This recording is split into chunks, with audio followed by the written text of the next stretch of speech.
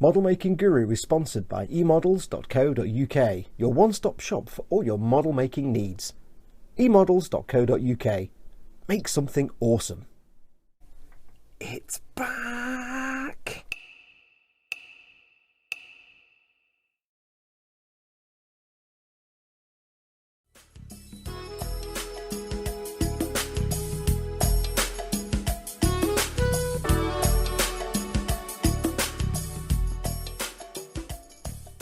Hey everyone, it's Foxx from Model Making Guru here. Hello. Welcome to part 6 of our build of the Mega Size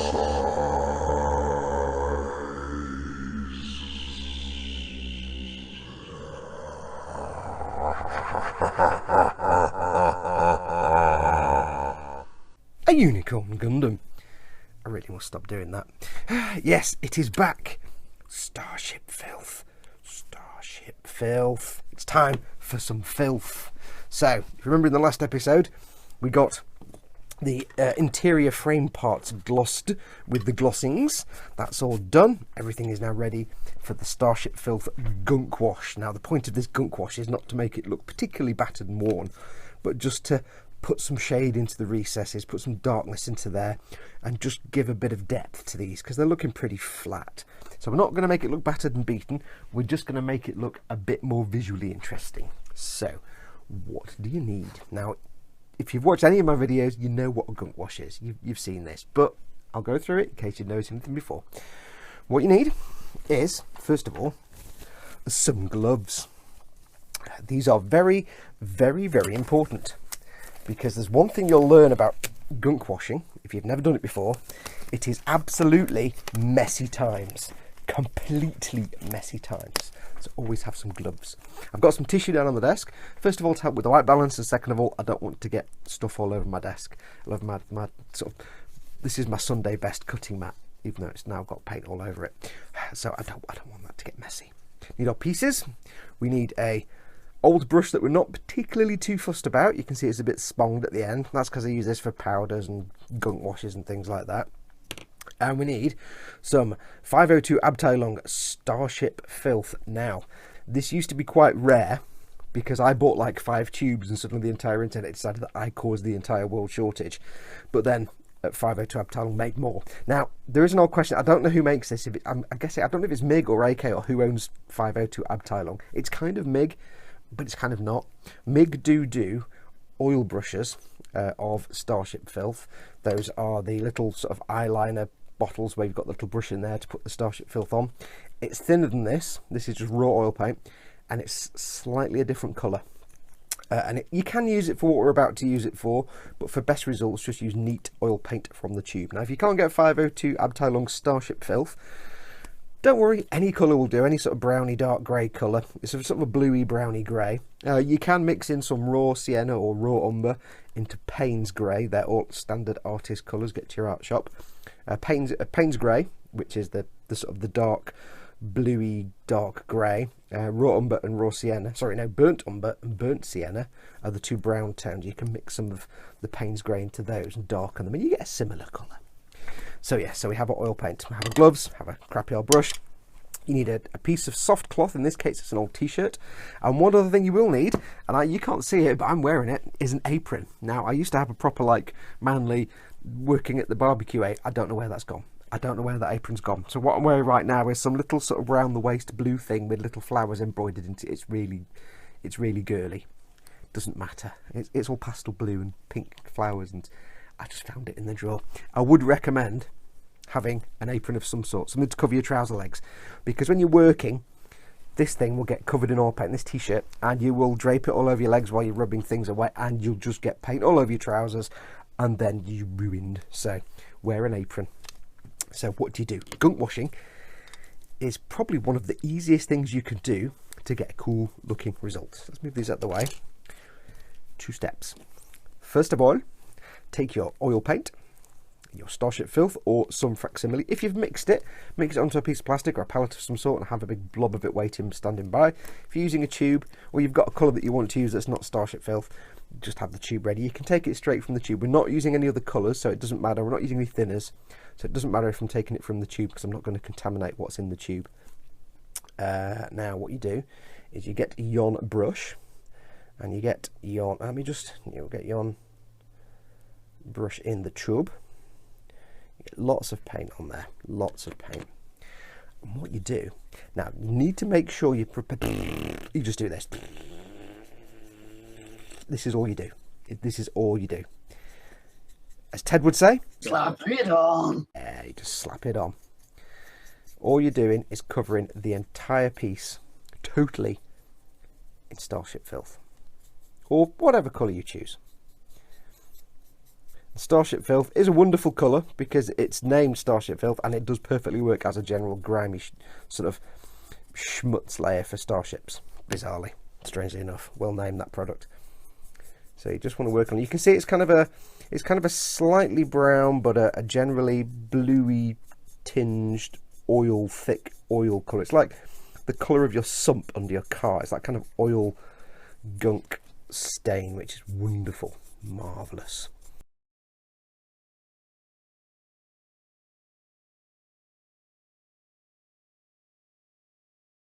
Now what you need to do, this is where it gets really super technical, and you have to pay attention.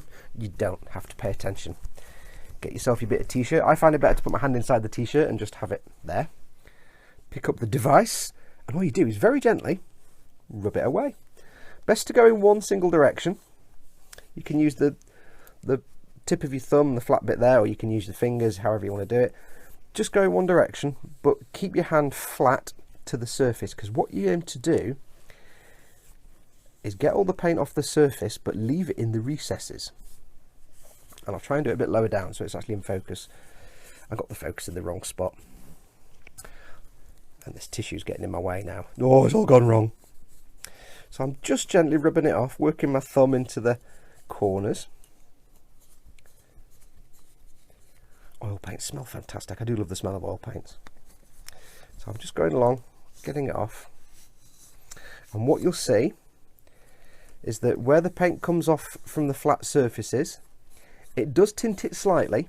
It does give it a slightly tinted grubby look, but most of it comes off. Now the reason it gives it that slight tint look, this is the reason we did the gloss varnish.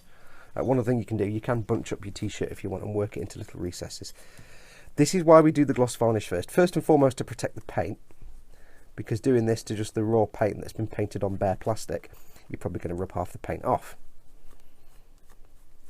But the other reason you do the gloss coat is to get as smooth a surface as possible, so that as much as possible of the paint actually rubs off very easily.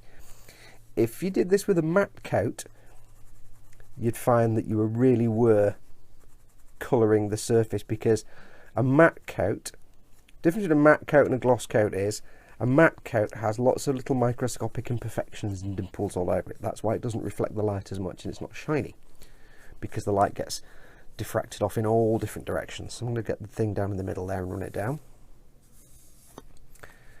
and that's why you get a matte surface. A gloss surface, by contrast, is exactly the same, it's just less dimply, it's smoother. Now you're never going to get a perfectly smooth surface, because that will be an optically perfect mirror, which is, as far as I know, kind of impossible. But it will have less paint sticking to the surface. You'll still get some tinting, but it'll be less. Okay, and after 5 days, the gunk wash is now dry. Who am I kidding? You know it's been about 6 weeks. Yeah, I kind of started doing the Storm Wolf. Anyway, that's done. We're back with this. The gunk wash has dried, obviously, over 5 weeks. But as always, if you're doing a gunk wash, leave it at least 5 days. Can be a few days more, but usually 5 days. And it will dry. This is all dried. It's now been matte varnished. I use my Rattle Can Humbrol 49. And as you can see, it's given some great depth to the grey parts. Just makes them a bit more interesting and a bit more detailed without going too far. And that's one of the reasons I love a gunk wash. Now, alternative to gunk wash, I always say you can't do it with acrylic paints. Don't ever try and do it with acrylic paints. It doesn't work. They dry too fast. You can sort of do it with enamels. I've used on the Storm Wolf, I used a panel line wash from Ammo by Meg. I did exactly the same thing. Covered it in paint, the piece completely. Gave it about half an hour so it looked dry to the eye, even though it wasn't anywhere near fully cured, and then wiped it off with a cotton bud.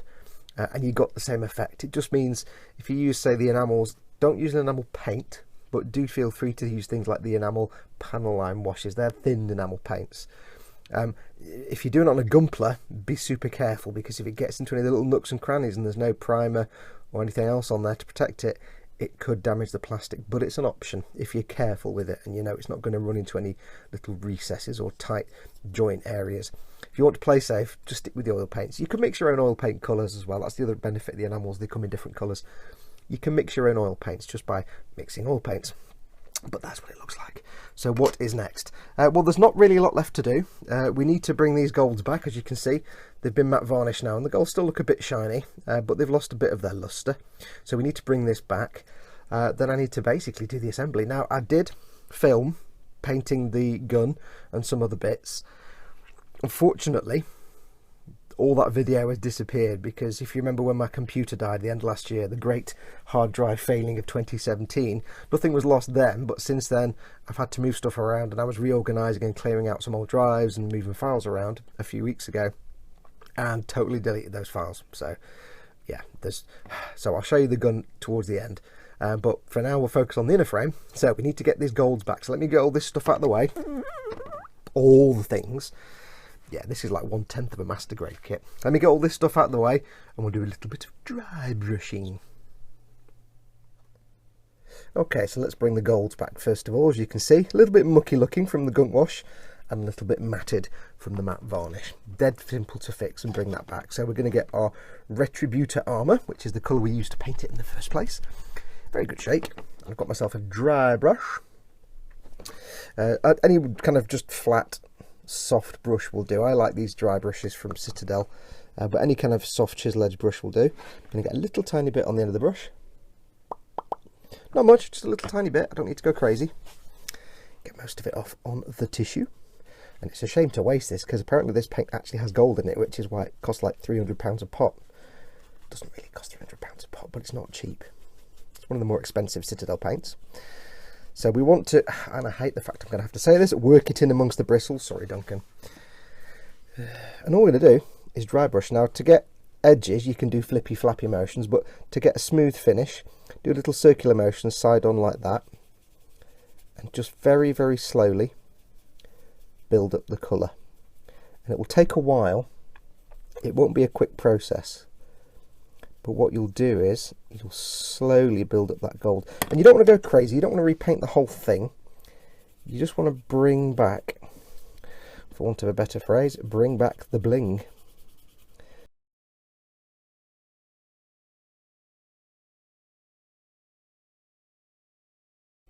So that's the gold done. As you can see, it's got a bit more bling to it. Doesn't need to look 100% neat or nice, because it wants to look a little bit tarnished.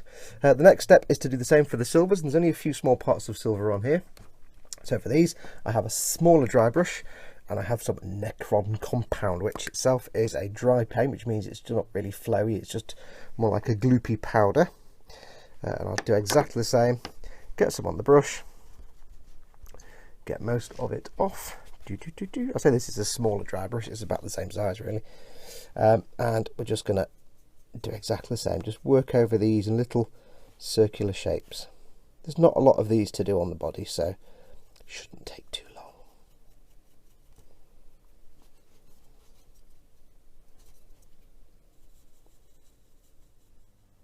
Okay, so with that dry brushing done, you can see now the golds are looking a lot more spick and span. They're not 100% perfect, they're still a little bit rough in the edges, but that's fine. It means you get a little bit of the darker colour around the edges and in the recesses, which is kind of awesome. So it's just got the ever so slightly weathered look, but not much at all. But it's got some of its shine back. It's not just a kind of dull bronze colour anymore. So that's that bit done. Now, there's only really one bit left to do, and that is to sort out the magazine on the rifle. Now you can see here, as I said, I did unfortunately delete all the video files for painting this. Hello. So that was really clever. So I'll quickly whiz you through what I did. It was primed with the normal matte black UMP primer. It was airbrushed with Retributor armour. It was given a shade of Reichland Flesh shade just in the recesses, not all over. Then it was dry brushed again with the Retributor armour just to tidy that up. The magazine was painted in Cantor blue. Couple of coats, couple of thin coats. That was then given a shade of Drakenhof Nightshade, which is a blue shade. That was a little bit patchy when it dried, so again I dry brushed over with the Cantor blue again, just to tidy it up. And then the metallic parts were brushed with the Durable Moomin. They were just dry brushed, they were just painted straight on. And then it was given a couple of coats of the Pledge gloss, so that's nice and glossy. The barrel, or the muzzle at the end, that was painted with the matte UMP primer. Then it was given an airbrush of the Durable Moomin. And then that was given a coat of C1 metallizer. Now if I'd done it with the gloss primer, it would have been a lot more shiny and more like the armour. So in retrospect, but when I primed it, I wasn't thinking of doing it this colour. I did spend a while trying to figure out what colour to do this rifle, and I really didn't decide. And in the end I was like, you know what, if we're going to bling up the whole mobile suit, let's just make it gold. So there you go. So there's only one thing left to do now really, and that is to sort out the gloss on this magazine, because I want the rifle to be glossy, but I don't want the magazine to be glossy. As you can see, it's got a bit of a rough texture to it because of the paint and the shade, and it doesn't look very good anyway. So we're going to map that down, and all we're going to do for that is take some of our Lamian medium, and we're quite simply going to brush it on. So I've got my Lamian. Wow, that's crusty. It's gone a bit crusty. So what I'm going to do is brush this on. It might take a couple of coats. Lamian medium, if you know from my other videos, is just basically a Citadel paint without any pigment in it. So all you need to do is reasonably carefully, avoiding the gold areas that you want to stay shiny, just brush it on. Don't need to thin it. And when it dries, because it's a paint with no pigment, it's basically a matte paint with no pigment, it will just dry matte. Might take a couple of coats just to smooth everything out.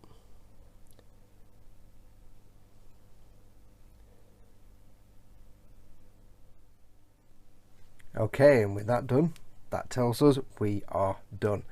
Everything is now painted as much as I want to paint this. Let's get on with the building. I shall activate the super speed, super space defying, time warp creating, time lapse camera. I was trying to think of something funny there, it just didn't work. I'll activate the time lapse camera and we'll get with the putting together. Let's go. Wait, no, stop, hang on, there's one bit left I forgot to do that I need to show you. I'm so organised. Right, there's one thing we need to do left, and that is we need to do something with these black parts. This is the backpack. This is the backpack which we will be applying to the back of the dude. I don't know where that went. The backpack and the feet, if I can stop dropping it, are all in black. This is just the gloss black primer with a layer of gloss on it, strangely enough, a layer of gloss varnish. I'm going to leave them like that, but I need to put some definition to them. So we're going to do a panel line wash. Now there aren't actually really any panel lines on this, but there are some. You'll see here these tick marks and these little circular depressions. And what we're going to do is we're going to use a panel line wash just to go into those. There are these sort of edges here that I could put a panel line wash in, but I need to keep this glossy. I don't want to have to put more gloss over the top and anything else, and it doesn't really work without making a mess, this. So we're going to restrict it to recessed areas like the tick marks and the little dimples. So we're going to use Ammo by Meg Panel Line Wash Medium Tan, AMIG 16, do it on camera, 1606. So first thing to do is shake the living crap out of it. Really have to shake these a lot, and they really do actually separate out really fast. So if you're doing a lot of this, expect to reshake it up every sort of 5 minutes or so. Dead simple. Oh, it smells nice. Dead simple. Brush, panels, gonna get some on the brush. Not too much, don't need a lot, but it doesn't matter if we put a lot on there. And all we're going to do is move this out of the way so you can see. What we're going to do is get some on the brush. It can be tricky to actually get any on the brush. We're just going to touch it to these recesses, and it will fill these in. Whoa! Now it doesn't matter if you go over heavy-handed, don't worry, because we're going to clean this up when it's dried a little bit. So that's what I need to do. So I'm going to find all the little tick marks and get these filled in.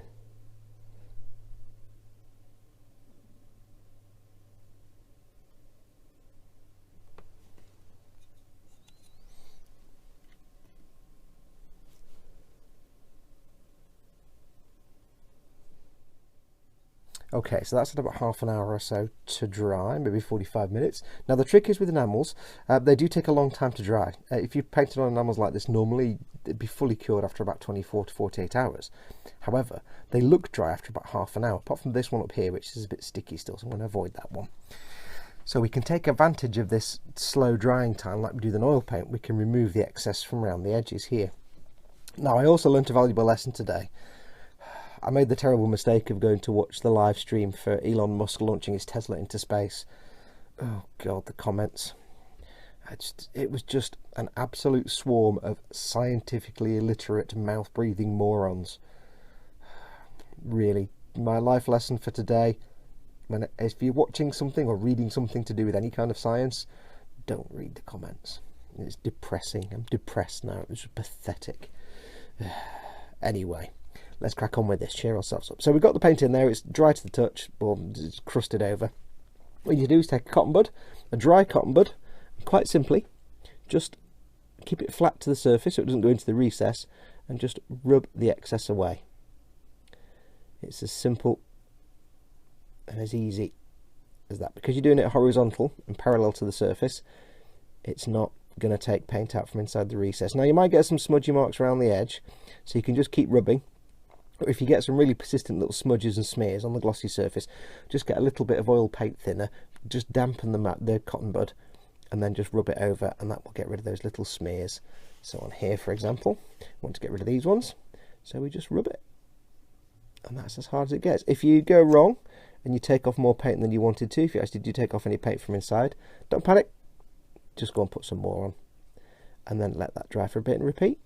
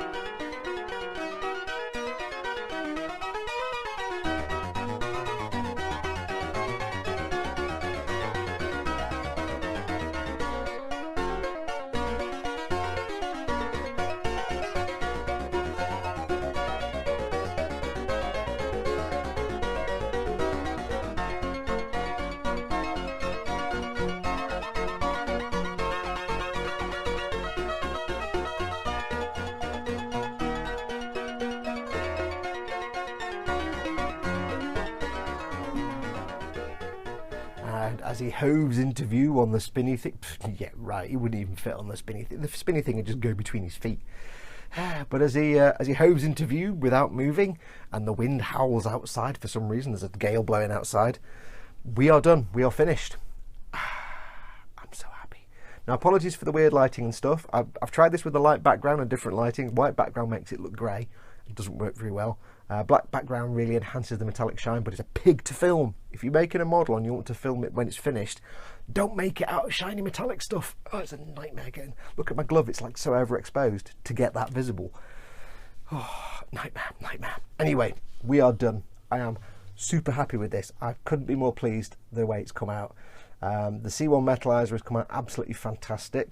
The difference between the dark panels where I just use the gloss black primer and then the C1, and the panels where I use gloss black primer, duraluminum and then C1, not so big. I mean, this panel here is dark, that one behind it is light, that one there and that one. You can't really tell in this light, but if you look at it and move your head around, you do pick up the difference. It works quite well. I'm loving the fact that the metallic colours somehow make the red look more bold and bright and really bring out the shiny edges and the glowy edges. They kind of reflect the light around, because I painted the inside of the parts as well, don't forget, and C1 those as well. So light's going into the red bits and bouncing around, so it just makes it look more glowy without actually making the effort. When I built this just as a dry fit, without painting it, the red just looked like pink. It was like, it's pink plastic. Now it's got a bit more vibrancy to it, so yeah, really pleased with that. But yeah, I'm absolutely loving it. The C1 is really, really good. I didn't gloss varnish it. I did do some tests, and when you gloss varnish it with the pledge, it doesn't make it matte or anything like that, but it does lose a little bit of that metallic luster that just pulls it back and makes it look more like something painted silver than something actually made of metal. So I made a tactical decision not to gloss varnish it. As a result, I didn't put any decals on either, because I like to use a lot of microset and microsol, especially with Bandai decals. And I didn't want to do that on here because I know slapping that stuff all over it would probably mar the finish. So I thought, I'm not going to put any decals on it at all, just left it. I was going to put some on the gun. I thought, no, I can't put them on the gun if I'm not going to put them on the suit. So I just left those on, and it's not missing them. It's not missing them at all. But yeah, this is absolutely brilliant kit. If you've ever thought about doing a mega size, then just don't think about it, do it. I can recommend this one. It's just huge. It's dead simple. It's not even as complicated as an HG. Dead simple, tiny nubs, great fun to build. You can paint it how you want. There's not a lot of panel lining and stuff on it you can play with, but you could scribe some in. If you want real fun though, I can recommend the RX-78-2, the mega size. It's massive, not as big as that, but it's still really big, and it's got loads of panel lines, loads of detail, and it's great for weathering up. It's just because it's massive. And also as well, although I haven't built one, I'd probably say get yourself a Zaku 2. The mega size for that is huge, and it's just chock full of detail, and it's perfect. They're like knackered Russian tanks, I've said it before. So the Zaku 2 is just gasping for weathering and rust and chipping. If you are thinking of getting one, E-models have got a load in stock, so go and grab one now. But yeah, get yourself a mega size for the same price as a master grade, but it's enormous, and it's just much more fun. So I'm really pleased with that. The new owner has seen it. I know this because the new owner is my mum. My mum is so cool. She said, I want that.